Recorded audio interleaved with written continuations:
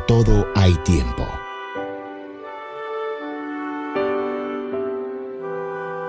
Pero hoy te motivamos a que aproveches al máximo este tiempo para escuchar y alimentar tu espíritu de la palabra de Dios.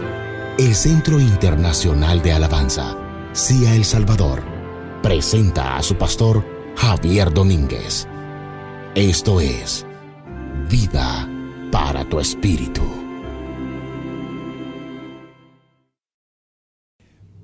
En esta noche para nosotros es muy especial porque vamos a continuar precisamente con la predicación dentro de la serie, dentro de la campaña que se titula El Misterio de Cristo, con los estudios bíblicos que tenemos los días miércoles. Así que estamos muy agradecidos con Dios porque podemos realmente aprender mucho más y sobre todo de este tema tan importante como lo es precisamente el misterio de Cristo y el amor que profesamos dentro del mismo. Así que en esta noche vamos a comenzar y el título del sermón de esta noche del estudio bíblico es La prueba del amor. ¿Cómo se llama?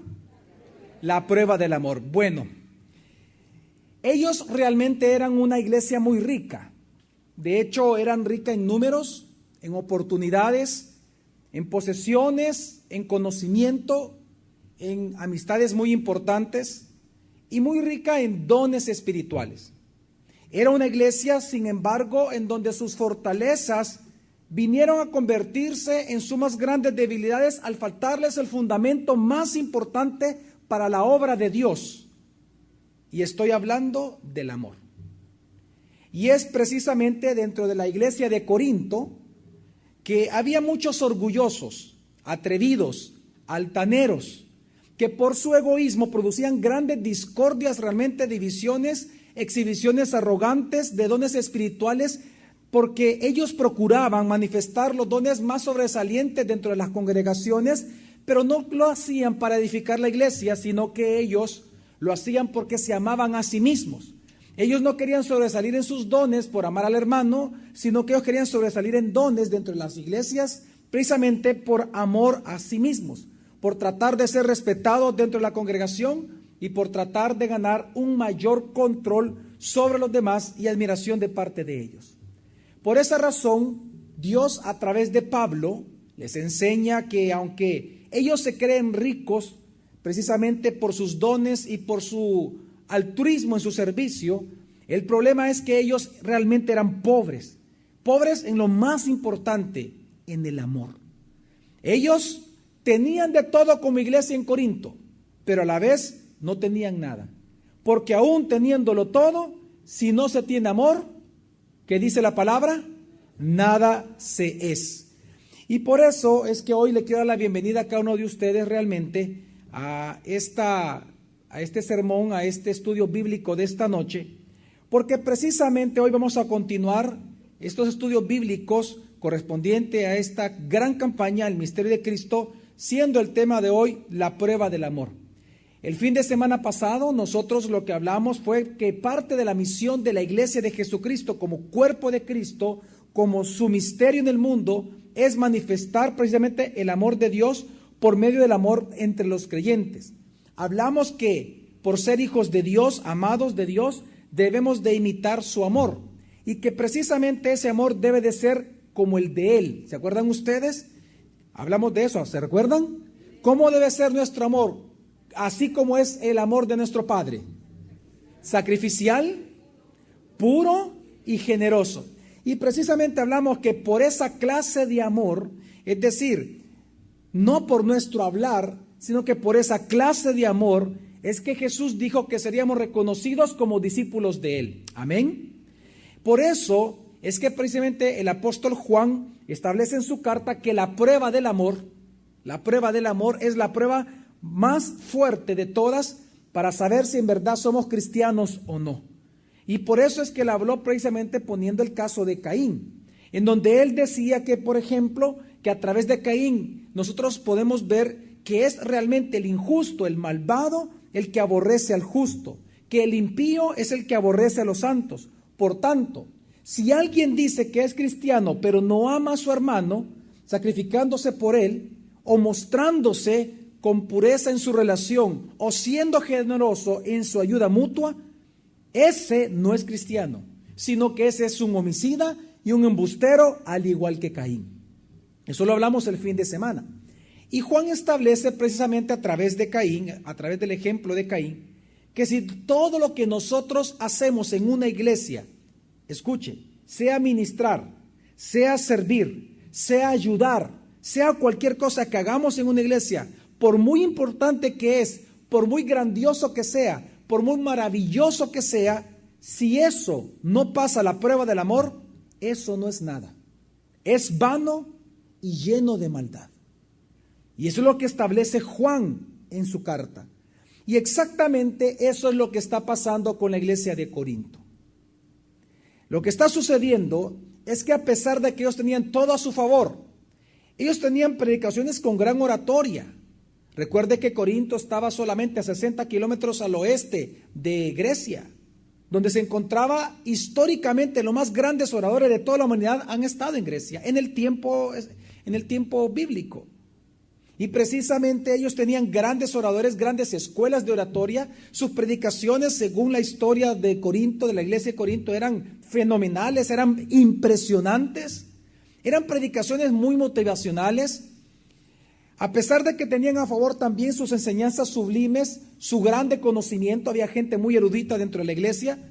Y aunque también tenían muchísimos dones, mucho talento y también mucha ayuda social, porque era una iglesia rica, el problema es que ellos carecían de lo más importante, del don fundamental, de la quinta esencia de las virtudes cristianas, del centro del hacer y del obrar cristiano.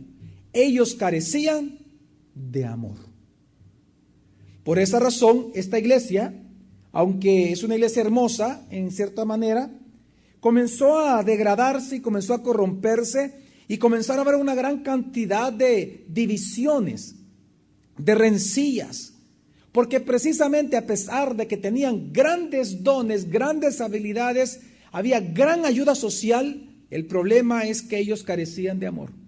Y por eso es que el apóstol Pablo escribe, cuando le escribe a la carta a los Corintios, ahí lo que hace es confrontarlos a ellos y a través de la carta lo que busca es precisamente lograr hacer que la iglesia retorne a una vida de honra hacia Dios, a través de la purificación en sus motivaciones por el cual hacían todas las cosas.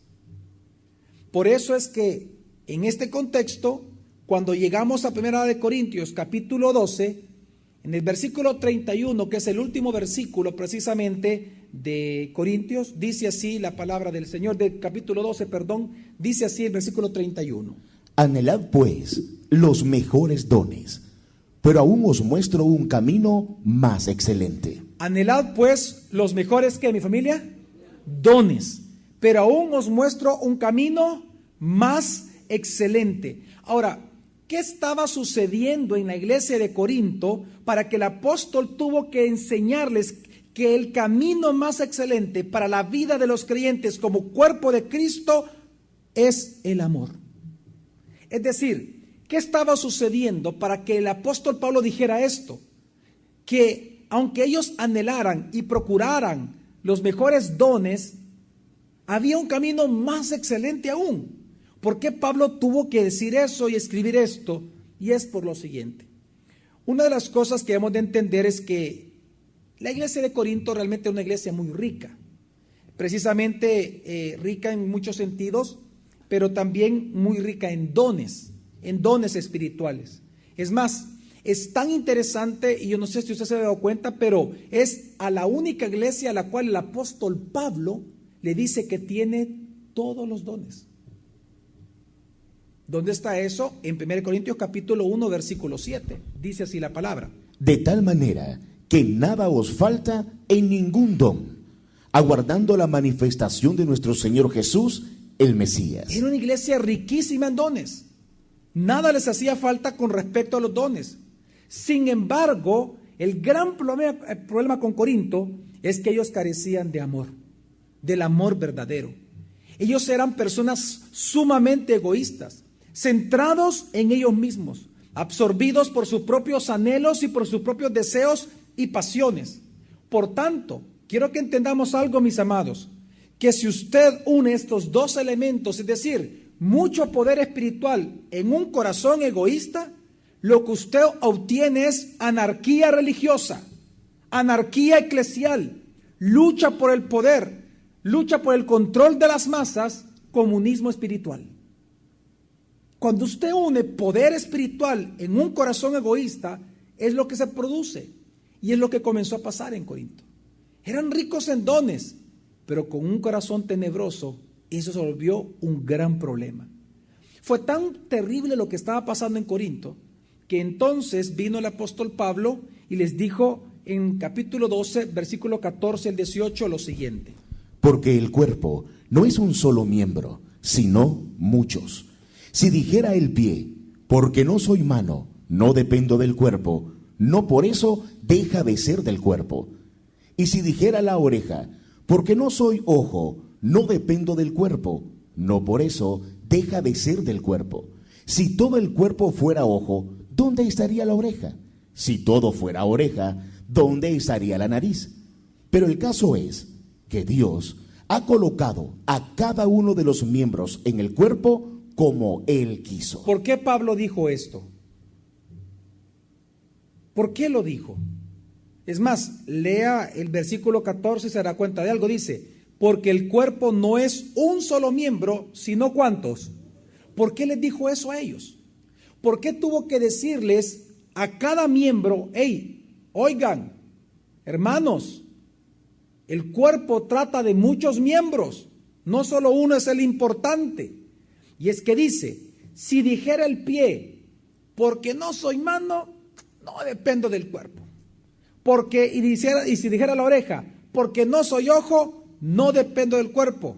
No por eso deja de ser del cuerpo. ¿Sabe qué es lo que estaba pasando? Que eran tan arrogantes y tan egoístas los hermanos que estaban en la iglesia de Corinto, que ellos todos querían ser el miembro más importante de la iglesia. Ellos querían ser los más importantes. Y para ser los más importantes, eso significaría y significaba tener los dones más sobresalientes. Aquellos dones en donde en su manifestación la gente dijera, wow, ya viste al hermanito tal. ¿Sabe qué estaba pasando? Todos querían ser los miembros más importantes, los miembros más reconocidos, los miembros más sobresalientes por sus dones. Pero la motivación de ellos no era ministrar al cuerpo. La motivación de ellos no era edificar el cuerpo, sino que la motivación interna de ellos era su propio egoísmo, el ser ellos reconocidos, el obtener el respeto de los demás por sus manifestaciones de dones y por lo tanto en el futuro tener más poder y control sobre la iglesia. ¿Me doy a entender, mi amada familia? Iglesia, ¿me estoy dando a entender? Es que el punto que estaba pasando aquí, por eso es que dice, si dijera la oreja, porque no soy ojo, ¿significa que ya no soy del cuerpo? ¿No soy importante? ¿Acaso la oreja pudiera decirse a sí mismo, no soy importante porque no soy ojo? No. ¿O acaso la oreja no tiene una función importante en nosotros, mi amada familia? Sí, claro. Y es que lo que estaba pasando era eso, que la gente se comparaba y decía, yo no tengo aquel don. Pues entonces quizás no soy de esta iglesia, o en lo que sí estaba pasando, no tengo aquello, así que lo voy a procurar. Y comenzaban a querer tener los mejores dones, pero sobre todo aquellos que se vieran. Y comenzaron a menospreciar las funciones que son más importantes, que normalmente son las que no se ven. Por ejemplo, ¿cuántos de ustedes sabían de que tenemos un ministerio precisamente de oración, de intercesión, que funciona 24 horas, que en este momento están orando? Ellos no se ven, pero son los más importantes. Pero ¿qué pasa en esa iglesia como pasa en muchas iglesias? Que la gente quiere llegar a ser aquello que se ve. Pastor, director de ministerio, líderes de tal ministerio, manejar jóvenes, manejar adultos, manejar etcétera. Es lo que estaba pasando acá. Pero por eso mismo también Pablo escribió en Corintios capítulo 12 del 21 al 22 lo siguiente. Y no puede el ojo decir a la mano, no te necesito, ni tampoco la cabeza a los pies, no tengo necesidad de vosotros.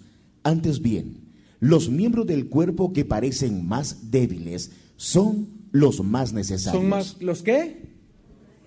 Es que lo que estaba pasando es también lo contrario. Por un lado, habían ciertos miembros que decían, como yo no soy ojo, como yo no soy boca, y ellos son los que siempre se ven, entonces yo no soy importante. Y entonces, de alguna manera, todos querían ser ojos, todos querían ser bocas. Por eso es que en el versículo anterior, los anteriores que leímos, decía que un miembro no es todo el cuerpo, sino que todo el cuerpo está compuesto por muchos miembros. Y ahora dice lo contrario. Siempre siguiendo la misma idea de la división, lo que estaba pasando es que también aquellos que sí tenían precisamente funciones importantes o visualmente importantes, menospreciaban a los que no tenían. Como suele pasar muchas veces en muchas iglesias. En muchas iglesias en donde, ahí viene el profeta, y el profeta es el profeta. Lo que él dice es lo que él dice y nadie lo puede cuestionar. Y el profeta cállese, usted no es profeta. Y menosprecia.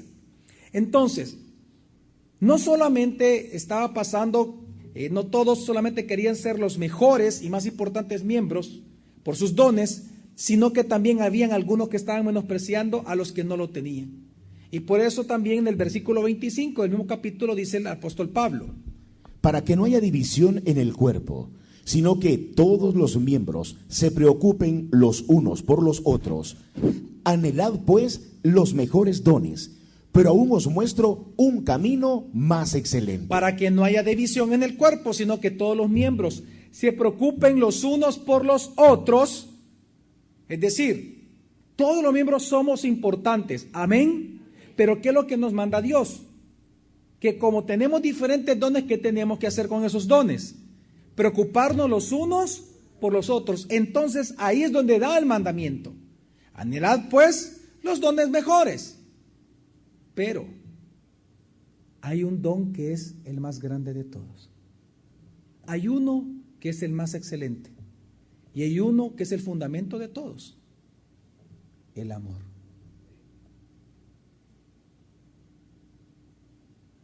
Y es que lo que Pablo comienza a enseñar es que aunque usted pudiera tener los mejores dones, aunque usted fuera el mejor predicador del Salvador, aunque usted fuera el mejor discipulador, aunque usted fuera delante de los hombres el mejor pastor, si usted no tiene amor, todo lo que usted hace es vano ante los ojos de Dios. No ante los hombres, ante Dios. Por eso es que cuando establece toda esta idea Pablo, que es en el capítulo 12, él comienza y entra majestuosamente en el capítulo 13, y esta noche vamos a leer únicamente los versículos 3 primeros del gran tema del amor que él desarrolla, y lo hace precisamente para fundamentar de que Corintios tenía muchas cosas importantes, pero le faltaba lo fundamental, el amor. Entonces 1 Corintios 13, versículo 1 al 3, dice así: si yo hablara en lenguas humanas y angélicas, y no tengo amor, vengo a ser como el bronce que resuena, o un címbalo que retiñe. Y si tuviera profecía, y entendiera todos los misterios, y toda la ciencia, y si tuviera toda la fe, de tal manera que removiera montañas, y no tuviera amor, nada soy. Y aun si repartiera todas mis posesiones y entregara mi cuerpo para gloriarme y no tuviera amor, de nada me sirve. ¿De qué dice? De nada me sirve. Yo quiero agrupar, para poder exponer las ideas de lo que está hablando Pablo, voy a agruparlo en 4 temas. Cuando dice si yo hablara en lenguas, cuando dice si yo tuviera toda la fe, si tuviera profecía. Luego habla de la fe y por último, si repartiéramos todas nuestras posesiones. Cuando él comienza hablando dice, si yo hablara en lenguas humanas y angélicas y no tengo amor, vengo a ser como el bronce que resuena o como el címbalo que retiñe. ¿A qué se refiere si yo hablara en lenguas? Qué interesante que Pablo menciona este don primero, antes que los demás dones, porque precisamente por la falta de amor que había en el corazón de la iglesia de Corinto por Dios y por los demás hermanos, ellos habían corrompido el don fuertemente. La palabra aquí, y es importante que apunte por favor, la palabra lengua es glosa. ¿Es qué, mi familia? Glosa, que significa lenguaje o idioma inteligible o entendible. ¿Qué significa la palabra lengua? Un idioma, glosa, que significa un lenguaje o un qué. Un lenguaje como tal o un idioma real, entendible, con su gramática. Es decir, mire, lo que Pablo comienza a enseñar acá, y es importante para nosotros entenderlo, porque si hay un punto en donde lamentablemente el neopentecostalismo y el pentecostalismo tergiversó fuertemente de la escritura, es esta parte. La palabra lengua, aquí cuando habla Pablo de lenguas, no está hablando de jerigonzas, no está hablando de balbuceos, no está hablando de repeticiones de monosílabos o de sílabas, no está hablando de eso. Lenguas en el Nuevo Testamento son idiomas reales. La palabra es glosa, lenguaje, idioma, solo que se daban de manera milagrosa. Es decir, lo que está hablando Pablo, por lo menos en la palabra lengua, es que la lengua, cuando alguien la hablaba, era un idioma real que podía ser entendido por otra persona de ese que hablaba nativamente ese idioma. Solo que se considera un don porque en el tiempo bíblico en que se estaba dando la revelación, esto era importante porque daba un testimonio acerca de Jesucristo y de la realidad de Dios en su palabra. Se estaba estableciendo el canon. Lo que estaba pasando es que el don de las lenguas era que una persona comenzaba a hablar en una lengua que no le era nativa, pero comenzaba a hablar de manera milagrosa. Es como que en este momento, o de repente Dios me manda a un país, qué sé yo, cualquier, digamos, un país africano o un país asiático, y que yo comenzando a hablar con un traductor a la par, y comenzar a hablar en español, de repente me encuentro hablando el idioma nativo de ellos. Ese es la lengua. ¿Me doy a explicar, mi familia?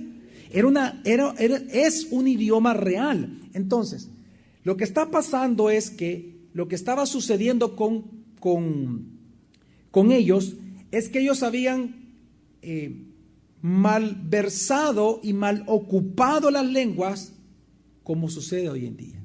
Mire, para entender esto que le estoy hablando de las lenguas y que se refiere a glosa, por eso se lo doy la palabra, para que usted también la pueda investigar, ahí está hablando específicamente de un idioma o lenguaje. Por esa razón, y quiero detenerme un poco en este punto porque quiero demostrarlo, porque es un estudio bíblico teológico. Entonces me quiero detener un punto en hablar lo que son las lenguas. Es tan importante esto que por eso quiero señalar lo que el doctor Lucas nos enseña en Hechos de los Apóstoles, capítulo 2, versículo 3 al 12, cuando él dice: y se les aparecieron lenguas como de fuego, que se repartieron y se posaron sobre cada uno de ellos. ¿Eran lenguas de fuego o como de fuego? Ah, como de fuego, no eran de fuego. Como de fuego. Ok, excelente. Sigamos leyendo. Y todos fueron llenos del Espíritu Santo y comenzaron a hablar en diferentes lenguas, según el Espíritu les concedía hablar. Es decir, que es un don. El don de lenguas es un don real del Espíritu Santo. Ahora, sigue diciendo. Y había en Jerusalén hombres judíos piadosos, provenientes de toda nación debajo del cielo. Y cuando ocurrió este estruendo, la multitud se reunió y estaban confusos. ¿Y estaban qué? Pero ¿por qué los judíos y mucha gente que estaba ahí se confundieron? Porque oían a cada uno hablando en su propia lengua. Y atónitos y asombrados decían: mirad, ¿no son galileos todos estos que hablan? ¿Que hablan en las lenguas? Sigue. ¿Cómo pues cada uno de nosotros los oímos en nuestra propia lengua en que nacimos? ¿Nuestra propia qué? ¿Lengua en qué? ¿Entiende usted que es un idioma? ¿Es un idioma real? Sigue. Partos, medos, elamitas y los que habitamos en Mesopotamia, Judea y también Capadocia, Ponto y Asia, Frigia y también Panfilia, Egipto y las regiones de Libia junto a Cirene, y los romanos, forasteros, tanto judíos como prosélitos, cretenses y árabes, los oímos hablando en nuestras lenguas las maravillas de Dios. Y estaban todos asombrados y perplejos, y se decían unos a otros: ¿qué significa esto? ¿Qué significa esto? Ahora, notemos varias cosas importantes de este pasaje. Número uno es que eran lenguas ¿qué? Reales, eran idiomas reales, en donde a través de ese idioma ellos les comenzaron a enseñar, dice la Biblia, las maravillas de Dios. Un hecho bien importante que comprueba que son idiomas reales es el versículo 7, ya que ellos comienzan a decir, el versículo 7, que cada uno hablaba a los demás en su propio idioma. Ahora, lo asombroso, ¿sabe qué era lo que dice el versículo 7? Dice, y atónitos y asombrados decían: mirad, ¿no son galileos todos estos que hablan? ¿Sabe por qué eso es importante, ese punto de que eran galileos? Porque los galileos eran considerados como hoy para nosotros son los campesinos, gente indocta. Los galileos eran personas que no tenían grandes conocimientos. Los galileos específicamente eran los campesinos o la gente sin educación, era la clase baja de la sociedad. Por lo tanto, eso es asombroso, porque si alguien a mí me habla en español, estando qué sé yo, en Francia, un lugar así, en Estados Unidos, no es asombro, o sea, qué bueno, tú sabes español. Pero que de repente a usted le aparezca alguien que no conoce nada, que para la gente ese es un ignorante casi en muchas cosas, y que le hable perfecto su idioma de manera milagrosa y de las maravillas de Dios, eso es asombroso. ¿Me doy a explicar, familia? Amén. Y es porque precisamente era imposible que un galileo aprendiera tantos idiomas. Entonces, las lenguas, otro punto importante que encontramos en este pasaje de Hechos, es que si usted se da cuenta, las lenguas fueron una señal de que el juicio de Dios había comenzado en el mundo. ¿En qué sentido? Cuando habla de que eran como lenguas como de fuego, uno de los significados o simbolismos del fuego en la Biblia, uno de ellos, es precisamente el juicio. Entonces, lo que sucede es que cuando ellos comienzan a testificar de que Jesús es Dios y la iglesia realmente comienza ya su tarea y su función como iglesia, y nace y es creada la iglesia acá mismo y comienza su función, es cuando comienza el juicio sobre el mundo. Es porque ese mismo evangelio que salva a algunos, ese mismo evangelio que hace con los que lo rechazan, los condena. Y ellos son los que se condenan por rechazar el testimonio del evangelio. Amén. Entonces, el mismo mensaje que para algunos es salvación y justificación, acceso a la justificación, para otros es un acceso a la condenación. Para algunos es vida, es agua, para otros es fuego que quema. ¿Me voy a explicar a mi familia? Entonces, las lenguas, lo que pasó es que las lenguas son una señal importante del juicio de Dios, pero a la vez de que comienza el ofrecimiento de salvación de Dios al mundo por medio de Jesucristo como Dios Salvador.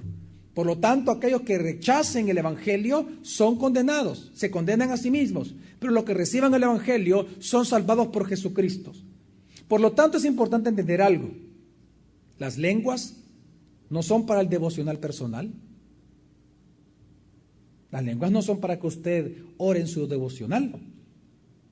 Las lenguas no son para edificar el cuerpo de Cristo. Nunca ha sido ese el objetivo de Dios. Sino que las lenguas tienen una sola función: autenticar el mensaje del evangelio de la gloria de Jesús. Son una señal nada más. ¿Cómo lo sabemos? Porque el apóstol Pablo lo dice literalmente. ¿Dónde? Primera de Corintios, capítulo 14, 21 al 22, dice: en la ley está escrito. ¿Qué está escrito en la ley de Moisés? En otras lenguas y en labios de otros hablaré a este pueblo, y ni aun así me oirán, dice el Señor. ¿Y qué dice el Señor? ¿Usted ya había leído esto? Qué interesante. Pablo está describiendo que las lenguas simplemente son una señal, punto. y que esa señal fue profetizada y anunciada precisamente en la ley.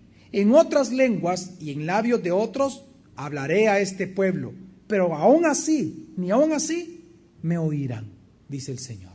Impresionante. Y sigue diciendo.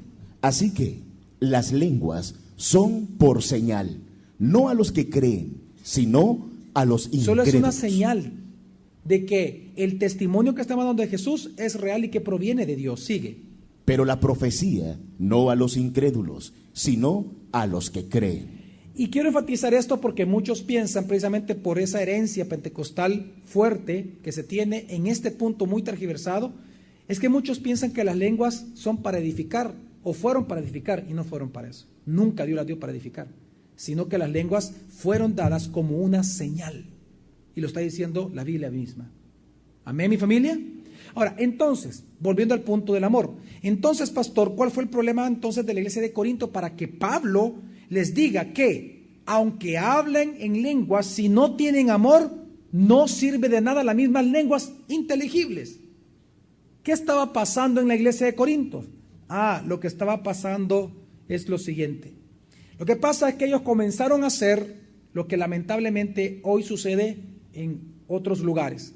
Ellos comenzaron a balbucear, comenzaron a ocupar y a falsificar las lenguas, comenzaron a balbucear jerigonzas, balbuceos.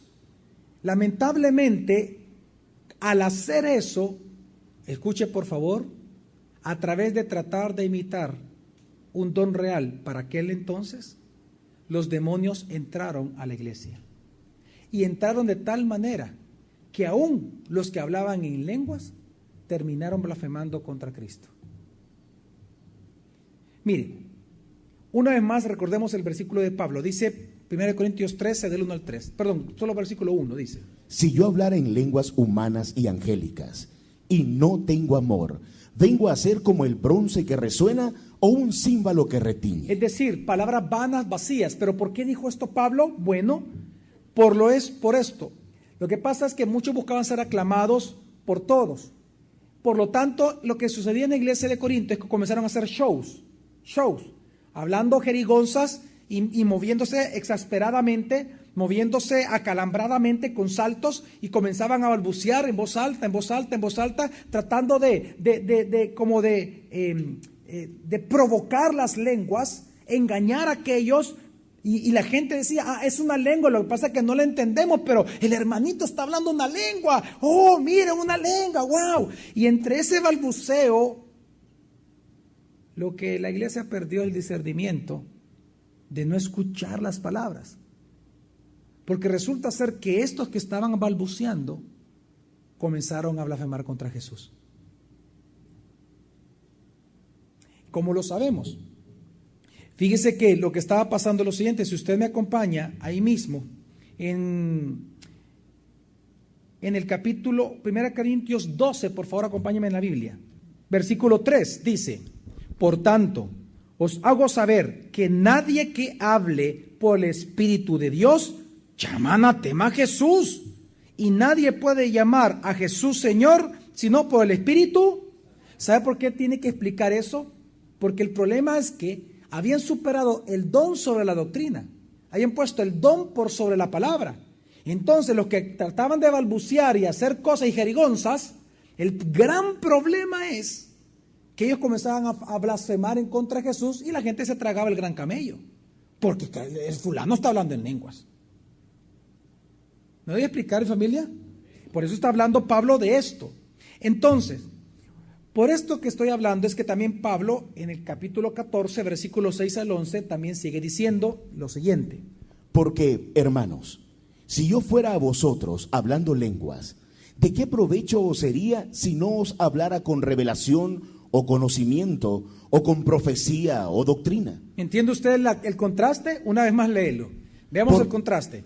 Porque, hermanos, si yo fuera a vosotros hablando lenguas. Fíjese bien, viene otra vez Pablo y comienza a hablar de las lenguas verdaderas, pero lo hace porque la crítica que le hace Pablo y la condenación y el juicio de Dios sobre la iglesia de Corinto es que estaban balbuceando ya, no eran lenguas reales.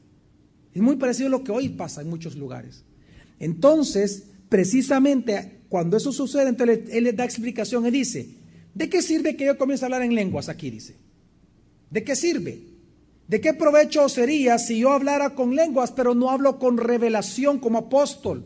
Porque recuerde que era el tiempo de la revelación bíblica. Amén. ¿Entendemos todo eso? Amén. Que se estaban dando la revelación que hoy tenemos nosotros y que es el fundamento de la iglesia.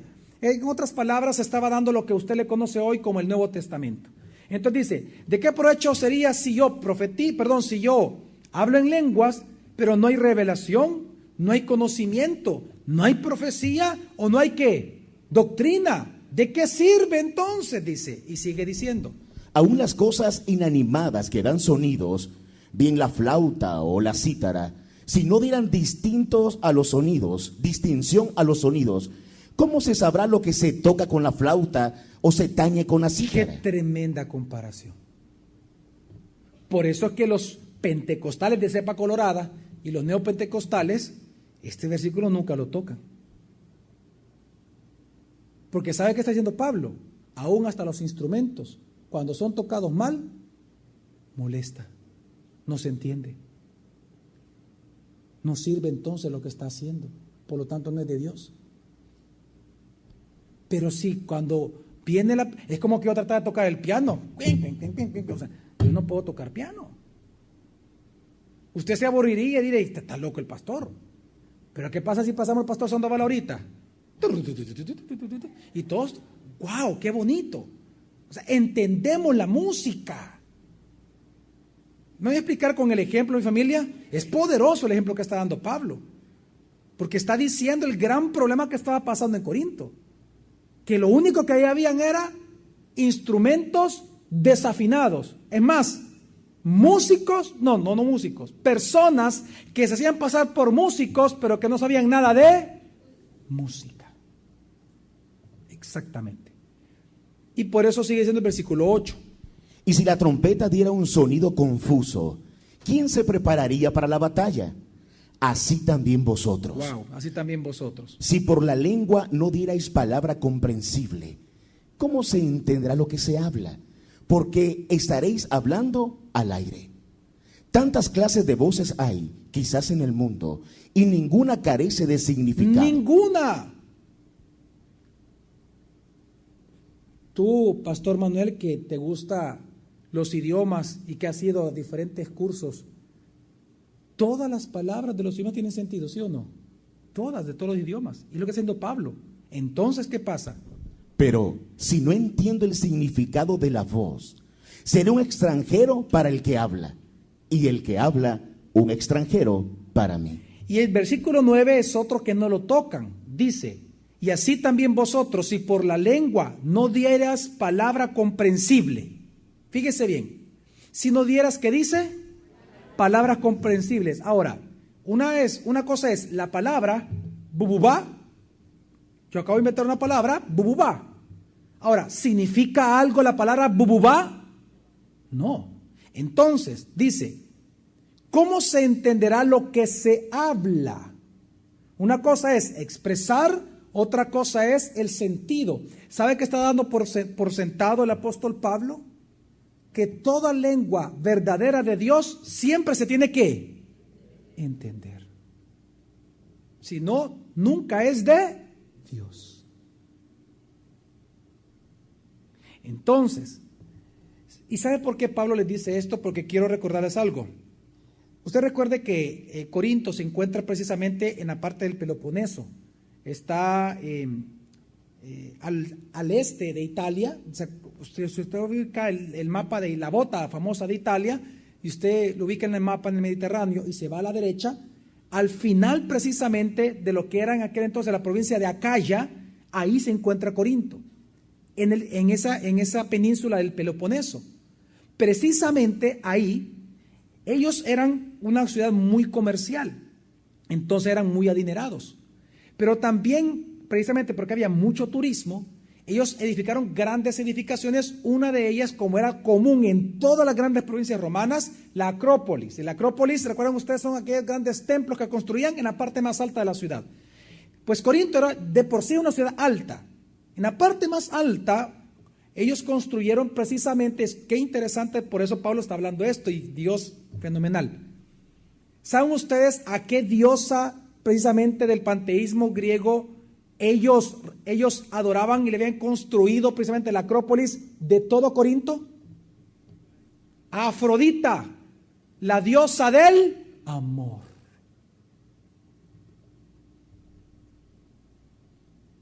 ¿Y qué tema está tocando Pablo con ellos? Del amor. Y también estaban las síbiles. Lo que pasaba ahí es que ellos, las prostitutas, bajaban, eran sacerdotisas, y entonces comenzaban todos los días, eran más de 1000 mujeres diarias que ofrecían sus servicios a las personas que querían rendir culto a estos dioses. Entonces el problema es que ellas comenzaban a hacer esto, a balbucear y a hacer cosas. Eso es muy común. Hay un profesor, no recuerdo en este momento el nombre, de una universidad muy importante en Canadá, que él viajó a los 5 continentes y grabó el balbuceo de tribus, grabó el balbuceo de muchas comunidades, de muchos lugares, incluyendo a los cristianos, porque él es cristiano, y se dio cuenta que el balbuceo es el mismo en todos, no importa si son cristianos o no son cristianos, son los mismos vocablos, no tienen ningún significado. Así que lo que Dios está enseñándoles es lo siguiente: que a menos que usted esté utilizando sus dones con el poder del Espíritu Santo verdadero y con el amor a los demás, entonces, si no es así, el fruto, a través del fruto del Espíritu Santo, si usted no utiliza sus dones a través del amor, entonces lo que usted está haciendo, practicando, es igual al paganismo. Exactamente lo mismo. Es decir, lo que Pablo les está diciendo acá, o lo que Dios le está enseñando a los de Corinto, es que es como que si Dios les dijera a ellos con esta carta: ustedes no son mejor que un pagano, porque hacen muchas cosas buenas ante los ojos de los hombres, pero por no hacerlas con amor, ustedes son como un pagano. ¿Me doy a explicar, mi familia? Porque hacían lo mismo. Y es que es como que si Dios les dijera: tú estás usando tu don, pero precisamente no lo haces con amor. Tú usas tu ministerio, tú predicas, tú enseñas, tú discipulas, tú das clase, pero no lo haces con amor. Eres como un pagano. Eres como aquel catedrático que le pagan para ser catedrático. Ese eres tú. Tu discipulado no es más que como aquel budista que le enseña a los demás jóvenes cómo ser budistas. Porque lo que te mueve a ti es una religión, no te mueve el amor. Solo haces ruido, balbuceos sin sentidos. Y cuando hablas lenguas, son balbuceos. Y por eso es que cuando leímos nosotros que dice: si yo hablara en lenguas humanas y angélicas y no tengo amor, vengo a ser como el bronce que resuena, o como un símbolo que retiñe.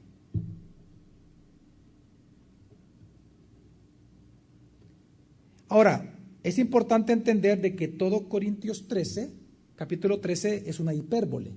Es decir, que cuando él habla de lenguas angélicas, por favor no voy a decir: o sea que los ángeles tienen diferentes idiomas. No, no tienen diferentes idiomas. La Biblia no da ninguna muestra de eso, sino que es una hipérbole.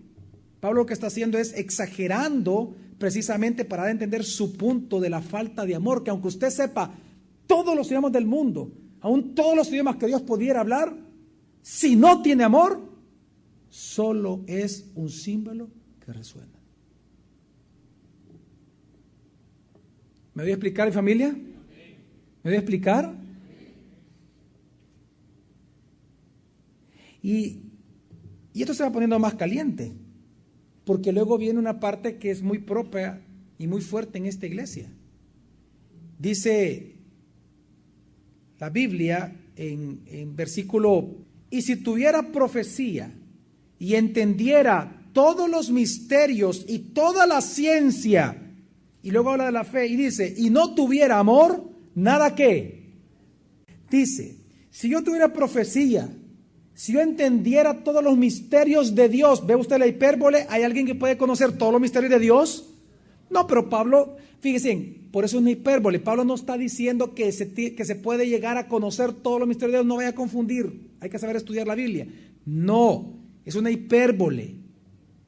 Si yo, dice, tuviera profecía, si entendiera todos los misterios de Dios, conociera todas las ciencias y mi fe moviera montañas, pero no tengo amor, nada soy. Ahora, ¿qué significa esto?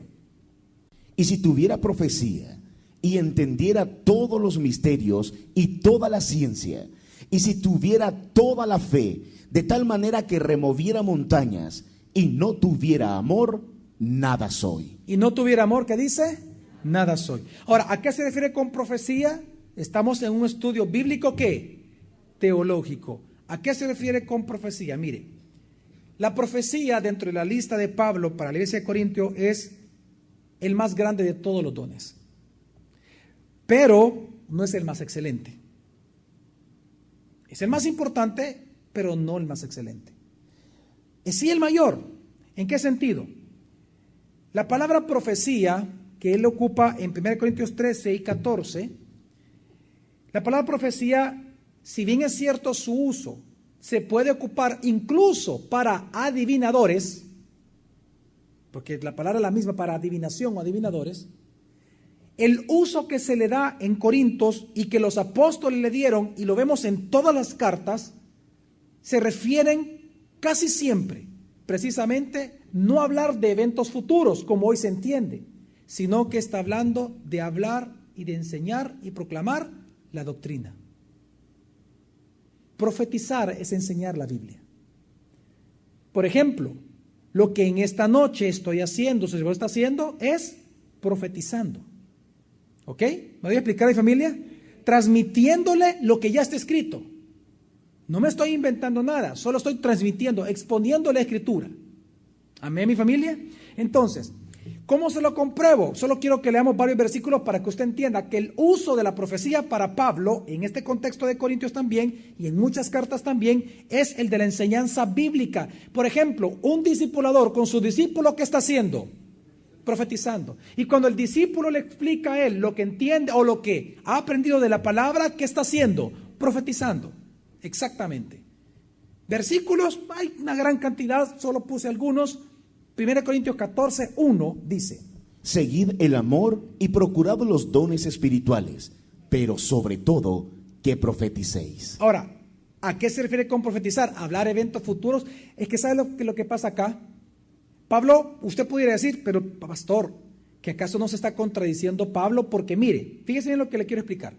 Pastor, si la profecía es hablar de eventos futuros, lo que hoy se abusa y incluso hasta se falsifica de hablar de eventos futuros, si ese es verdaderamente el don, entonces Pablo se está contradiciendo, porque él mismo dice que un miembro no es todo el ¿qué? Todo el cuerpo. Pero aquí está diciendo que todos tenemos que seguir, los cristianos, tratar de alcanzar ¿qué don? Entonces está contradiciendo. O sea que todos tenemos que profetizarnos cosas futuras. No está hablando de eso. Está hablando del mandamiento santo de Dios, que todos los que somos obreros tenemos que ser aprobados, trazando correctamente la palabra de la verdad. Que todos tenemos que salir e ir a hacer exactamente. Por eso es que dice que Pablo dice, todos en la iglesia deberían de aspirar al don de la profecía. ¿Qué es eso? Que todos deben de enseñar la palabra, hombre. En la casa, con su hijo. Todos, con su esposa, con su esposo, con el vecino. Hable la palabra, hable la palabra. Eso es profetizar. Se lo compruebo. Versículo 3, todo Corintios 14 habla de eso, pero versículo 3 dice: Pero el que profetiza habla a los hombres para edificación y exhortación y consuelo. ¿Entiende usted? Digan conmigo, habla. ¿Sabe usted qué es hablar? Es esto, conversar. Aquí está hablando de una conversación, es la leo, lo que le expliqué a nivel mínimo el miércoles pasado. ¿Se acuerdan ustedes de la leo? De hablar, que decía la palabra que hemos de hablar conforme a sana doctrina, Tito 2:1, ¿se acuerdan ustedes? Esa es la palabra, es decir, que tenemos que nuestro en nuestra jerga común y corriente y vulgar de cada día, vulgar no peyorativo, en nuestro lenguaje vulgar de cada día, tenemos nosotros que profetizar, edificar. Es lo mismo que le digo a Tito, Pablo. Por eso luego dice el versículo del 9 al 12. Así también vosotros, si por la lengua no dierais palabra comprensible, ¿cómo se entenderá lo que se habla? Porque estaréis hablando al aire. Tantas clases de voces hay quizás en el mundo y ninguna carece de significado. Pero si no entiendo el significado de la voz, seré un extranjero para el que habla y el que habla un extranjero para mí. Por lo tanto, ¿cuál es la enseñanza? Así también vosotros. Nosotros los cristianos, ¿qué? Puesto que anheláis dones espirituales, procurad abundar en ellos para edificación de la iglesia. Y la edificación de la iglesia, lo hemos enseñado, es a través del ministerio de la palabra. De eso está hablando, que es profecía. Sigue diciendo versículo 18 al 19 del mismo capítulo. Oiga bien. Doy gracias a Dios de que hablo en lenguas más que todos vosotros. Pablo habla en lenguas, no jerigonzas. Lenguas, hablar un idioma de manera milagrosa que no es nativo a nosotros. Y él dice, doy gracias a Dios que yo hablo lenguas más que ¿qué? ¿Con qué autoridad viene a hablar? Pero, ¿qué pasa? Pero en la iglesia prefiero hablar 5 palabras con mi entendimiento para instruir a otros que 1000 palabras en lenguas. ¿Cómo hay que profetizar? Dice, pero en la iglesia prefiero hablar 5 palabras ¿con qué? ¿Con qué? Con entendí. Claro, ¿para qué? Para instruir a otros. Claro, hay que instruir, hay que enseñar, hay que edificar. Por lo tanto, mi profecía tiene que ser inteligible, tiene que ser entendida, tiene que ser trazando correctamente la palabra de Dios, hablando la palabra, enseñándonos la palabra, discipulándonos con la palabra. Amén, mi amada familia. Porque la profecía tiene con el entendimiento. Por eso es que las famosas profecías de ahora, cuando cierran los ojos y les comienzan a trabárselo los ojos a la persona y comienzan a decirle cosas a usted, tenga cuidado con eso. Porque la profecía bíblica, si usted ama a Dios, ame la Biblia y ame y respete, por favor, respete lo que diga la Biblia. Y entonces ahí está hablando precisamente de eso. Y sigue diciendo versículo 22 al 25. Así que las lenguas son por señal, no a los que creen, sino a los incrédulos. Pero la profecía no a los incrédulos, sino a los que ¿Para creen. quiénes es la profecía?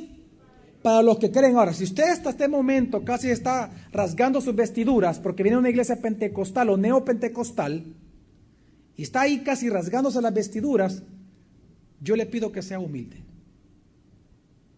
Y por favor, respéteme al Espíritu Santo, que fue el que inspiró la palabra de Dios. Porque lo que usted va a leer, si de esto no le convence lo que le estoy diciendo, entonces usted es un orgulloso o orgullosa. Vea lo que dice Pablo cuando viene hablando de la profecía. Dice, pero la profecía no es para los incrédulos, sino para ¿quiénes? Y viene a hablar de la profecía. Sigue. Si pues toda la iglesia se reúne y todos hablan en lenguas y entran indoctos o incrédulos, ¿no dirán que estáis locos? Claro. Pero si todos profetizaran. ¿Si todos qué? Todos. Primero, todos. Y segundo, ¿qué tienen que hacer todos? ¿Qué tienen que hacer los todos? Profetizar. ¿Para qué?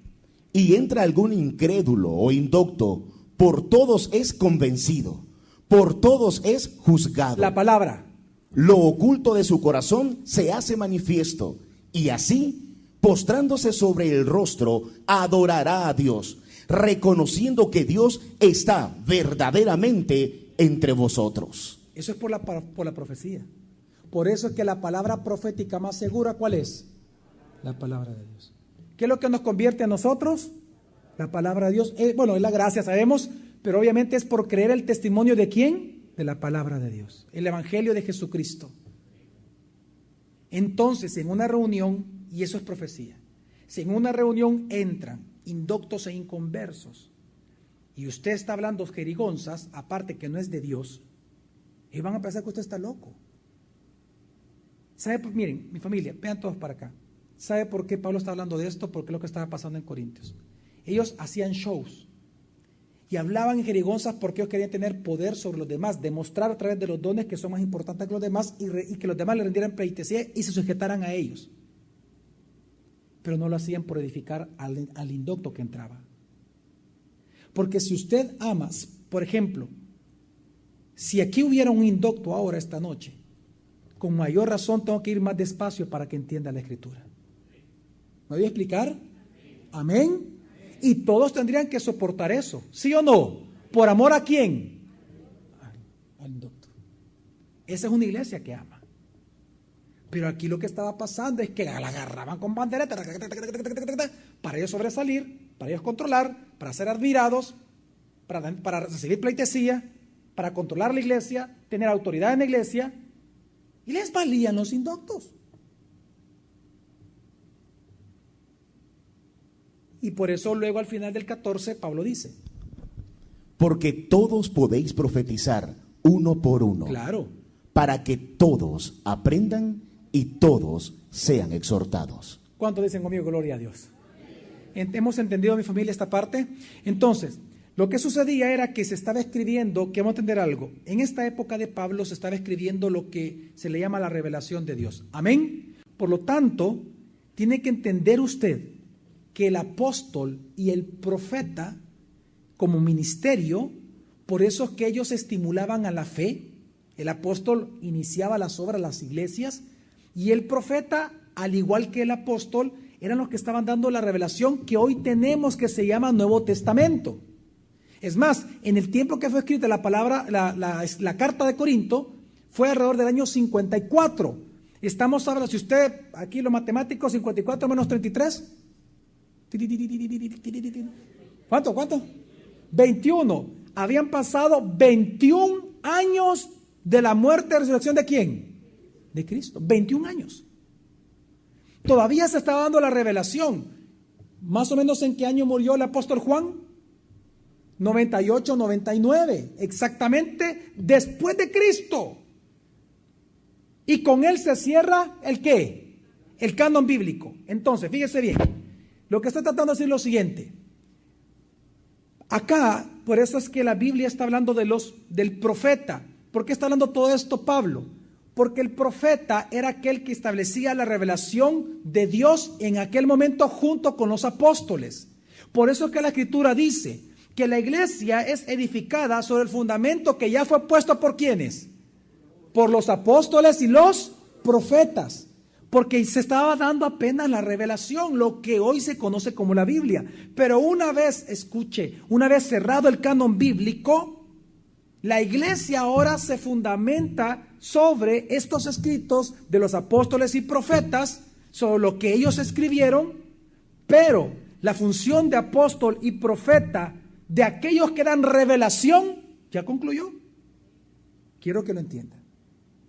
Ya concluyó, porque esa función era para este entonces. Una vez se cierra el canon bíblico, ya nadie puede decir, yo soy un profeta que traigo la revelación de Dios. Ese es un hereje si dice eso. Porque lo que está diciendo entonces es que cada palabra que él diga tendría que escribirse y repartirse a todas las iglesias del mundo y todos teníamos que incorporar su paginita dentro de la Biblia. ¿Me voy a explicar, familia? Ese era el punto con los apóstoles y profetas, por eso era el respeto que se les daba. Pero una vez muere Juan, se cierra el canon. Entonces, por eso, ya con todo esto entendiendo, vamos al versículo 2, dice así. Y si tuviera profecía y entendiera todos los misterios y toda la ciencia y no tuviera amor, nada soy. Pablo lo que está diciendo es que aunque usted supiera toda la escritura, aunque usted entendiera todos los misterios de Dios, tuviera toda la ciencia del mundo, pero si usted no tiene amor por los demás hermanos en la iglesia, por su esposo, por su esposa, por sus hijos, por el que está a la par suya, que no es su esposo ni su esposa, por el que está detrás suyo. Si usted no hay amor y usted sabe todos los misterios de Dios, ahí ve la hipérbole, todos los misterios de Dios. Diga conmigo, todos los misterios de Dios, todas las ciencias. Pero si no tengo amor, nada soy. Quiero hacer una pausa. Pastores que están acá, discipuladores, líderes, miembros en general. Si usted no ha entendido el amor desde tiempos atrás, si usted no ha practicado el amor con sus discípulos, con los jóvenes, por ejemplo, los que han estado en jóvenes directores que están acá, que hay varios, pastores, etcétera, ministerios de jóvenes, ministerio de niños, ministerio de hombres, ministerio de mujeres, etcétera, etcétera. Si usted todo este tiempo atrás, a usted lo que lo ha motivado no es el amor por ellos, sino usted. El dar, yo tengo que dar, Dios me ha dado tanto que tengo que dar. Hoy usted entonces, hoy esta noche puede entender por qué usted nunca ha edificado este cuerpo. Porque sus discípulos nunca han dado frutos reales. Hoy usted puede entender eso. Porque usted ha hecho exactamente lo que hacía Corinto. Hacía muchas cosas, pero como no había amor en su corazón, el cuerpo nunca fue edificado. Entonces sus discipulados, sus sermones, sus predicaciones, solamente fueron ¿qué? Címbalos que asustaron, que emocionaron, pero que no edificaron, vacías. Y por eso sigue diciendo, para ir concluyendo, el versículo B dice: y si tuviera toda la fe, de tal manera que removiera montañas y no tuviera amor, nada soy. Porque Pablo lo que explica es que usted tuviera la fe del mundo, usted hiciera milagros importantes, usted fuera confiado, usted estuviera todo el tiempo nunca dudando de Dios, perfectamente sin dudar de Dios. Escuche esto, es una hipérbole. Aunque usted fuera perfecto en su fe, nunca dudar de Dios. Y aunque usted pudiera mover montañas, con solo pensar las cosas sucederían. Aunque usted pudiera hacer todo eso, pero no tiene amor por los hermanos creyentes, nada es, nada puede, nada tiene, nada sirve lo que usted haga, nada. A ese nivel es que el apóstol pone el amor por los hermanos, los demás hijos de Dios. Y por eso sigue diciendo el versículo 3, para concluir ya. Y aun si repartiera todas mis posesiones y entregara mi cuerpo para gloriarme y no tuviera amor, de nada me sirve. Y viene entonces Pablo y va al punto más importante después de la fe. Y si aún repartiera, ¿qué dice? Todas mis posesiones. Y aún, ¿qué dice? El éxtasis de todo esto. Y entregara mi familia para gloriarme, pero no tuviera amor, de nada sirve, señores, de nada. Mire, Pablo está hablando de la otra acción del cuerpo de Cristo, que es el sacrificar cosas para dar a los demás. Cuando él dice, y si aún repartiera todas mis posesiones, ¿sabe de qué está hablando él? Él está hablando de que como que si usted vendiera todo lo que usted tiene y comenzara entonces usted a dar $5 a cada persona que hay en San Salvador. Si lo que usted lo movió en hacer ayuda social no es ni siquiera el amor por ellos, entonces de nada sirve que usted haya hecho eso ante los ojos de Dios. Porque, ¿sabe qué está pasando acá? Que usted puede hacer las cosas para que la sociedad los admire. Usted lo puede hacer para usted sentirse bien de usted mismo. Porque quiero que entienda que está hablando Pablo con la iglesia de Corinto. ¿Sabe lo que estaba pasando en ese entonces? Que la iglesia de Corinto era muy rica porque era una ciudad comercial. Todos los barcos, porque el mar del Peloponeso era tan duro que ellos preferían irse rodeando precisamente esta parte sur de Acaya, entonces Corintio se había convertido en una ciudad portuaria muy importante.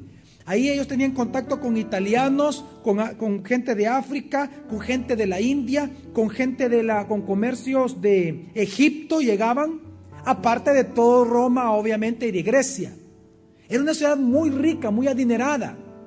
Entonces la iglesia de Corinto, escuche bien, era una iglesia muy fuerte en ayuda social. Vamos a repartir a los pobres, vamos, decía la gente. Y comenzaban a dar el montón de pisto y comenzaban a ir. Pero Dios les está diciendo que hay un problema en su corazón. ¿Por qué, pastor? Porque el problema es que, aunque ellos donaban las cosas a los pobres, ellos no lo hacían por amor a ellos, sino que ellos lo hacían por amor a sí mismos, por su propio orgullo, porque les hacía sentir bien a ellos. Ellos lo hacían porque eso los hacía quedar bien con la sociedad, les hacía sentir bien con ellos mismos, más buenos y más generosos de sí mismos. Y esto es lo que pasa hoy en día. Hoy en día hay mucha gente que da por egoísmo. Pues espérese, pastor, ¿cómo va a dar por egoísmo? Claro, da porque está centrado en sí mismo, da para sentirse bien, o da para sentir que está agradando a Dios. O otros dan precisamente por presión del grupo. El fulano dio ofrenda, para que no digan, y usted da por presión de grupo. O otros dan precisamente porque quieren ganarse puntos o favor delante de Dios, o incluso pensando que es su salvación. Otros dan para no sentirse culpables. No puede ser que este año no haya dado, así que este año voy a dar toda mi ofrenda de sacrificio y da $1 usted. O sea, viene usted lo hace para no sentirse culpable. Usted lo hace para no sentirse culpable, para que Dios no lo mire mal y le haga ojos, baile de... ¿Qué es lo que le ponen a los niños supuestamente, esas tonterías? Y es para que Dios no me dé mal Dios con mi vida, ¿verdad? Y usted lo hace por temor, por miedo. Y fíjese bien, usted puede dar lo que quiera, Señor, pero si usted no lo hace por amor a su iglesia, por sostener a su iglesia, por amor a los que laboran en la iglesia, por amor a los que se congregan en la iglesia, si usted de verdad no lo hace por amor a los miembros de su iglesia, de nada sirve. Así de alto es el amor, mi familia. Así de alto es el amor para Dios. Y por eso Pablo lo lleva al extremo. ¿De qué sirve entregar tu propia vida? Pastor, ¿y qué es posible entregar la propia vida sin amor? Por supuesto. Por egoísmo, pues se puede uno, pastor, matarse a sí mismo, suicidarse por amor a uno mismo. Sí, que ese es el punto. Los budistas es común que un budista se inmole a sí mismo, ¿o no? Los que saben de historia, usted hasta en YouTube lo puede ver, pues. Hay budistas que se inmolan a sí mismos y no gritan. Se han preparado para no gritar. ¿Por qué lo hacen, pastor? Por amor a sus deidades, no por amor a ellos. Porque ellos piensan que haciendo eso, entonces trascienden. Porque ellos piensan en la reencarnación. Entonces ellos dicen que haciendo eso se aseguran que la próxima vez que nazcan no van a nacer cucarachas. O no vayamos tan lejos. ¿Cuántos de ustedes han escuchado una religión que se llama Islam? ¿Acaso ellos no se suicidan por su propia religión? ¿Sí o no? ¿Por amor a qué lo hacen? A ellos, porque a ellos se les ha prometido que si ellos se matan, 70 vírgenes van a tener allá, mire. ¿Entiende usted cómo se puede sacrificar uno, pero por amor a uno mismo? Entonces Dios les dice, este ejemplo tan fuerte que Dios está ocupando aquí es un ejemplo para todas las iglesias. Y una vez más quiero hacer una pausa. Escuchen todos aquí los que están orando en el ministerio de intercesión, a los que enseñan, no importa en qué ministerio, pero enseñan la palabra, a los que predican, a los que discipulan. Si usted solo lo hace por obligación, porque le toca, pero no lo hace por amor al que lo escucha a usted, usted nada es, nada tiene, nada sirve y nada edifica. No lo digo yo, lo está diciendo la Biblia. Caín no pasó la prueba del amor. porque su hermano de sangre era justo y él no lo mató. La iglesia de Corinto no pasó la prueba del amor y por ella se perdió. La pregunta es, ¿acaso usted pasa la prueba del amor? ¿Por qué usted hace lo que está haciendo, supuestamente lo que hace para Dios? ¿Por qué lo hace? ¿Acaso usted está haciendo lo que está haciendo hoy en día porque a usted le gusta hacer eso? ¿O lo hace por amor de verdad al cuerpo, aunque a usted no le guste hacerlo? Porque hoy en día los cristianos son bien astutos. Solo buscan aquello que les gusta. Y normalmente lo que les gusta es lo que se ve. El mismo espíritu que en Corinto. ¿A quién de ustedes les gusta enseñar? ¿Les gusta predicar? ¿Les gusta discipular? ¿Les gusta dirigir? ¿Les gusta servir? ¿Cuántos de ustedes anhelan ser pastor, director de ministerio? ¿Por qué? ¿Por qué no sueña con ser un intercesor? ¿Por qué con eso?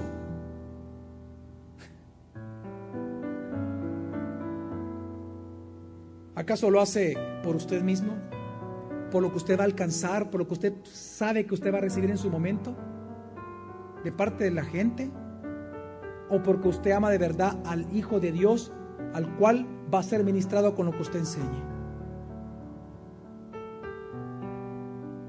Si usted anhela servir a Dios, entonces por favor, anhele el don mayor, el don más excelente de todos, el amar a los demás.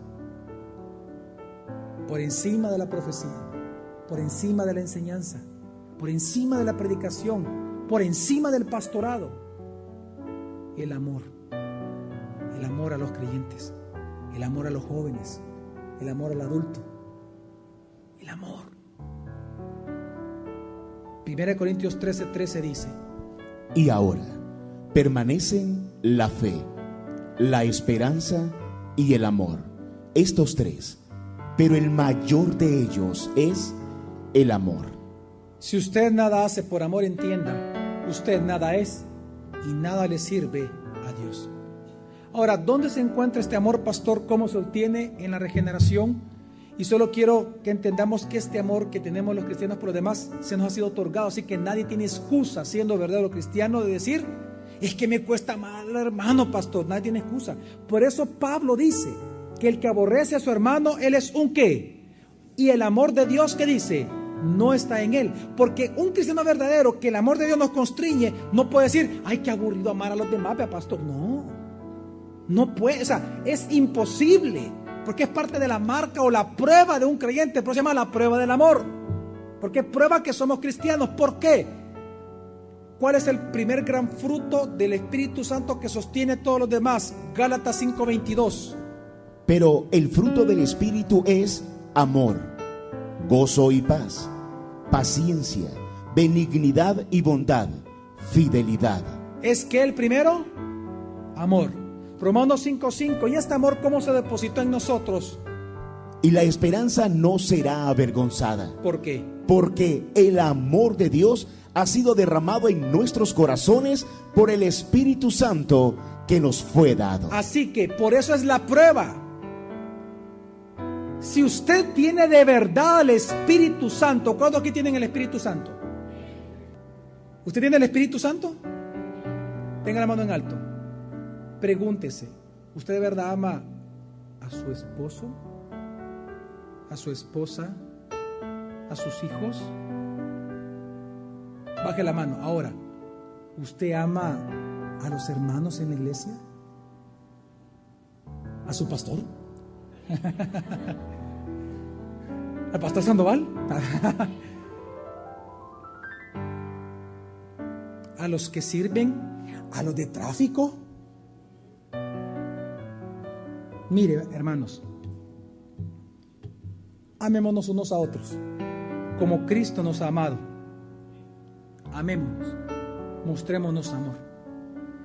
¿Qué es este amor entre creyentes? No es un sentimiento, emoción, no es una sensación de hormigueo, no es sentimentalismo del todo, no significa cordialidad hospitalaria, no es tolerancia, no es amor fraternal entre amigos, no es un tipo de amor ecuménico. no significa solamente caridad, sino que el amor con que tenemos que amarnos es el mismo amor de Dios. Un amor puro, sacrificial, generoso, infinito, inmutable, excelso, todopoderoso, eterno, profundo, como nuestro Dios es. Porque al final de cuentas, Dios es amor. Por eso es que dice la Biblia que de tal manera amó Dios al mundo que dio en sacrificio a su Hijo. El amor verdadero es un amor sacrificial. Así que amémonos de esta forma. Digan conmigo para concluir: porque donde no hay sacrificio, no hay pureza y no hay generosidad, no hay amor. Y donde no hay amor, nada hay. Vamos a orar. Señor, en esta noche te damos muchas gracias y te bendecimos, Padre, por tu amor, Señor. Porque con grande amor tú nos has amado. Gracias, Padre, porque tú eres Dios sobre nosotros. Gracias, Señor, porque tú eres un Dios amante que nos ha salvado por amor y por lo tanto te has depositado a ti mismo como don a nosotros a través del amor mismo por medio del Espíritu Santo, Señor. Y tú lo has hecho para nosotros ser edificados por ti, para ti. Gracias yo te doy en esta noche por entender tu palabra, por tu palabra misma que edifica nuestro espíritu. Yo te doy gracias, Señor, por todo lo que haces, porque para siempre es tu gracia y tu misericordia mostrada aún ahora a través de tu palabra. Te pedimos que nos lleves a amarnos unos a otros de verdad, Señor, en acción, verdaderamente en acción, generosamente ayudando al hermano